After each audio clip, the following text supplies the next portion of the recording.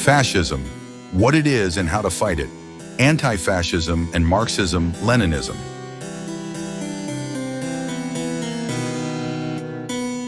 In the 20th century, as the capitalist powers marauded across the globe, Soviet leader Andrei Zhdanov noted, "Fascism is the rotting, decadent excrescence of imperialism in its last phase." How true! Fascism is capitalism's most decadent, anti-tradition, anti-God manifestation. It is utterly at odds with the communist ethos of unity, harmony, and cultural cohesion. Where communism champions the family, optimism, and collective purpose, fascism champions Nietzschean, individualistic nihilism. In place of communism's wholesome social outlook, it upholds perverse, orgiastic expressions of relativistic egoism. It is bourgeois decadence in its horrific final form. In this respect, fascism is a lot like social democracy. Think those scrappy little social democrats in the DSA just want free health care? Think again. As Comrade Joseph Stalin, explains, Fascism is the bourgeoisie's fighting organization that relies on the active support of social democracy. Social democracy is objectively the moderate wing of fascism. They are not antipodes. They are twins. A contemporary declaration from the Sixth World Congress of the Comintern elucidates the theory of social fascism further. In the epoch of the decay of capitalism, the social democratic parties are no longer the defenders of the working class, but the most dangerous adversaries. They are social fascists. They paralyze the revolutionary movement and provide cover for the fascist terror of the bourgeoisie. Fascism is both a right and left-wing ideology. It is only the immortal science of Marxism-Leninism that transcends the left-right paradigm in a glorious synthesis. While Stalin single-handedly defeated Hitler and his fascist friends in the Great Patriotic War, fascism did not die as a movement or ideology. Rather, it adapted. Today, we communists face a new fascist threat. Let us band together once again to defeat it.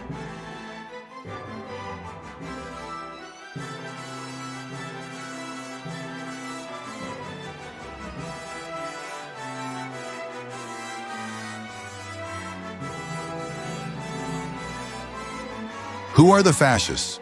As we said before, fascism has a right and left wing. Let's first look at the left wing. Though mentioned previously, social democrats were not the only ones on the left who sympathized with fascism. The revisionist traitor Leon Trotsky openly flirted with fascism when it suited his treacherous opportunism. As Stalin noted in 1927, Trotsky is no longer a Bolshevik. He has become the leader of a bloc that is objectively aligned with the enemies of the Soviet state. In his attacks on the party, he acts as an agent of the bourgeoisie and a sympathizer of fascist elements abroad. In a 1938 lecture, Zhdanov was more blunt. Trotskyism is a spiritual ally of fascism. Its pessimism, its attacks on the people, its call for sabotage and terror. All these traits reveal the same decadence that characterizes fascist ideology. Couldn't have said it better myself.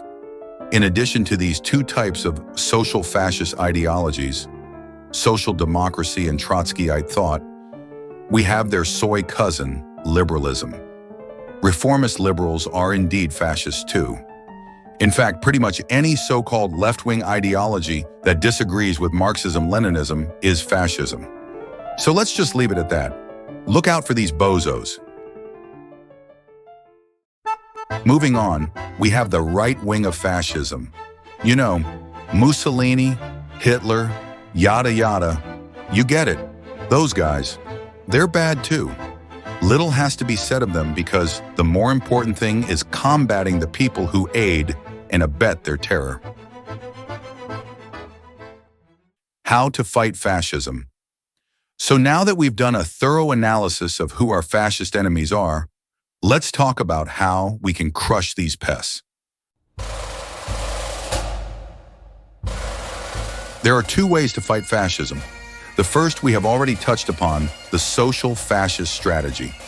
Instead of getting into street brawls with stormtroopers, we should fight the more insidious, less obvious, but even more dangerous purveyors of this destructive ideology: social democrats, Trotskyites, and libs. We shouldn't act like resist libs and equate Comrade Trump and the MAGA movement with fascism. And we certainly shouldn't see the Ku Klux Klan, neo-Nazis, or assorted hate groups as a real threat. They're just the JV team. Our focus should be on fascism's left flank of poser socialist soy boys. And as any good communist will tell you, we should wage our battle on the proletarian terrain of the 21st century: the internet and social media. A lib triggered is a fascist destroyed. Every time we own a fake communist in the DSA, or from some trot group on Twitter, or even your liberal Uncle Frank on Facebook, we get one step closer to defeating the fascist menace once and for all. The second plank of our anti-fascist struggle is to strategically and temporarily align ourselves with the right wing of fascism, as Stalin did during the Molotov-Ribbentrop Pact. We cooperate with them and act like we're their friends. Then, once they let their guard down, we move in and take them out. Yes, this may get the revisionists and Trotskyites' panties in a bunch, but let's look at the historical record. The Molotov-Ribbentrop Pact was not an alliance, but a non-aggression pact. Basically, Stalin hated the Nazis, but he tricked them. Once they invaded the USSR in World War II, the Nazis realized their mistake in Stalin's brilliance. By helping the Nazis, he actually bought enough time to defeat them. Checkmate Hitler. Papa Joe would never be friends with an art school failure emo like you.